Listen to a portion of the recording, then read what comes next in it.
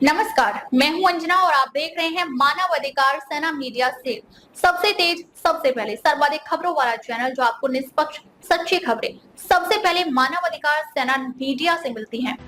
77वें गणतंत्र दिवस के शुभ अवसर पर इसराइन बेला पंचायत के वर्तमान पैक्स अध्यक्ष ने किया झंडा तोलन। बिहार के मधेपुरा जिला के कुमारखंड प्रखंड अंतर्गत इसराइन बेला पंचायत के वर्तमान पैक्स अध्यक्ष अशोक कुमार मेहता जी के द्वारा झंडा तोलन कार्यक्रम किया गया, जिसमें इसराइन बेला के गणमान्य व्यक्ति हुए उपस्थित तथा ध्वजारोहण कर को किया संपन्न।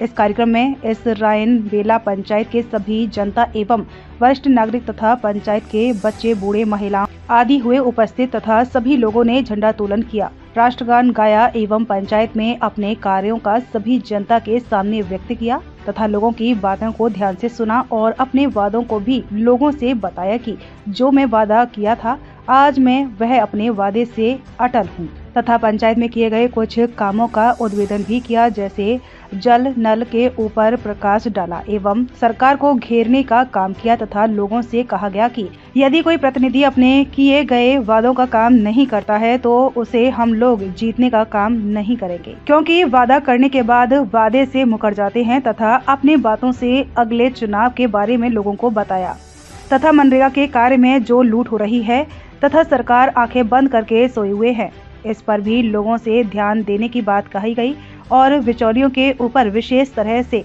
प्रतिबंध लगाने की बात भी कही कि जो भी पैसा मनरेगा के तहत हमारे जनता को मिलेगा, चाहिए वह पैसा सरकार से आता है, बिचौलियों के बीच बट जाता है, बाकी जितने भी मनरेगा के काम हैं सब कागज पर ही हो जाता है।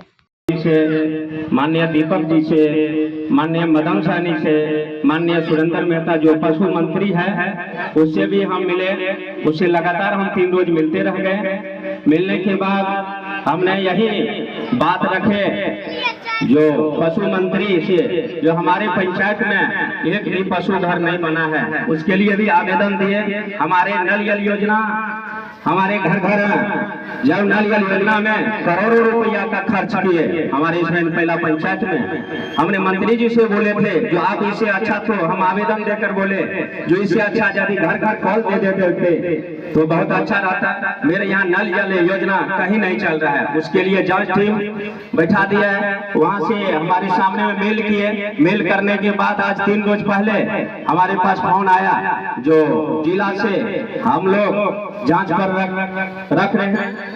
आप जो है ना 26 जनवरी के बाद तो नलियल योजना भी काम जारी रहेगा, उम्मीद है। और पशु क्षेत्र के लिए जो पशु के लिए हमारा सबसे ज्यादा हम चुनाव प्रचार में जो हम चुनाव में ले गए थे पशु को, उसके लिए हमारा घर मांग है, उसके लिए हमने संघर्ष किए थे और बराबर जो ना सब मंत्री को हम एक लेटर बनाकर सब मंत्री को दे दिए हैं। और माननीय सम्राट जी से भी बात भी किए थे जो हमारे यहाँ पशु शेड नहीं बना है तो पशु शेड सबसे पहले हम संघर्ष कर रहे हैं पशु शेड के लिए। तो आप लोग जब तक सहयोग नहीं कीजिएगा तब तक पशु शेड हम जो वादा किए थे 100 ग्राम अनाज नहीं काटेंगे, हम अभी अनाज नहीं काट रहे हैं। हमारे पास अनाज भी नहीं आ रहा था, 27 कुंटल ही अनाज फर्स्ट में आया।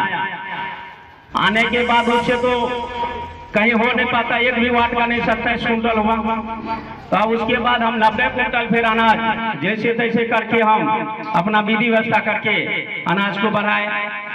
उसी बीच में 90 और 27 से तो कुछ होने जोने वाला था नहीं, तो पर भी हम फिर 100 कुंटल का हम बढ़ाने के लिए हम लगाए माथा, हम लगाए हैं। और हमारे पास यदि 400 कुंटल अनाज होगा तभी हम पूरा इसराइन बेला पंचायत का कुछ न कुछ हम टेकअप कर सकते हैं। इसीलिए किसी को होता या नहीं भी होता तो हमसे अभी नाराज नहीं होना है, क्योंकि 27 कुंटल आवंटन जो हुआ है उसके बाद 90 कुंटल हम आवंटन दूसरे विधि व्यवस्था से किए हैं।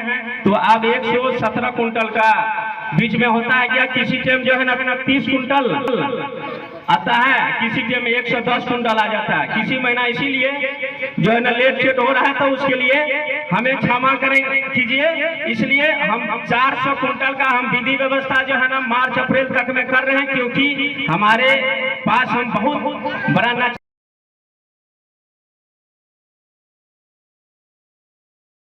अगर आपको हमारी खबर पसंद आई हो तो चैनल को फॉलो करें और लाइक करें, सब्सक्राइब करें। ऐसे ही लेटेस्ट खबर पाने के लिए हमारे चैनल का बेल आइकन दबाना ना भूलें। अगर आप हमें फेसबुक, ट्विटर, इंस्टा के माध्यम से देख रहे हैं तो फॉलो, कमेंट करना ना भूलें। धन्यवाद।